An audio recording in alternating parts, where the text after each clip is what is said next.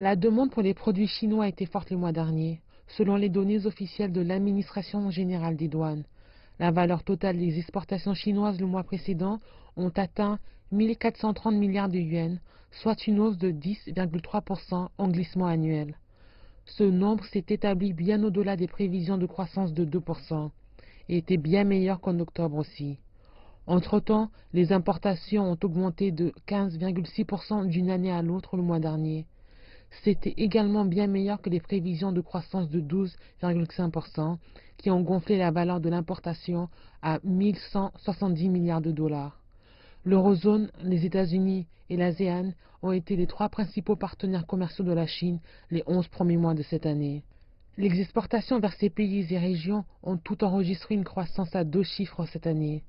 Le Bureau des douanes a indiqué que les économies intérieures et mondiales se sont stabilisées, ceci a stimulé le commerce international.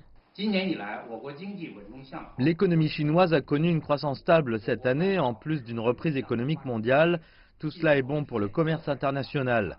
En fait, l'économie chinoise est à présent plus ouverte depuis la tenue du congrès du parti et nous pouvons voir un environnement commercial plus accueillant en Chine. Les analystes disent que le plus grand exportateur du monde fait face à des incertitudes malgré les chiffres positifs. Cela s'explique par les frictions commerciales entre la Chine et les États-Unis qui pourraient être à l'horizon, notamment après que Washington a récemment allégué que la Chine n'était pas une économie de marché et Beijing a répliqué que les États-Unis plaçaient leurs intérêts au-dessus du droit international.